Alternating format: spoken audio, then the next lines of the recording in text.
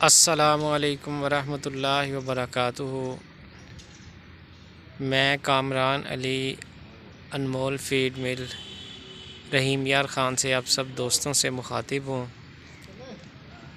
ये गाड़ी जी माशाल्लाह से अल्हम्दुलिल्लाह से जी मुल्तान शहर जाने के लिए माशाल्लाह से लोड हो रही है। लड़के माशाल्लाह से लोडिंग कर रहे हैं गाड़ी की।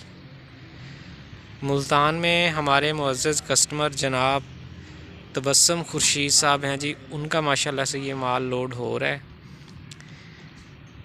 हमारे यहाँ इधर 7 इक़साम की फ़ीड तैयार की जाती है जी माशाल्लाह से। Milking feed, milking plus feed, कुर्बानी feed, grower feed, fattening feed, calf starter feed और बकरा फ़ीड। और ये तमाम फ़ीड अल्हम्दुलिल्लाह से साफ़ सुथरी और मयारी अशिया से तैयार की जाती हैं। हमारा नारा जी किसान की तरक्की पाकिस्तान की तरक्की है।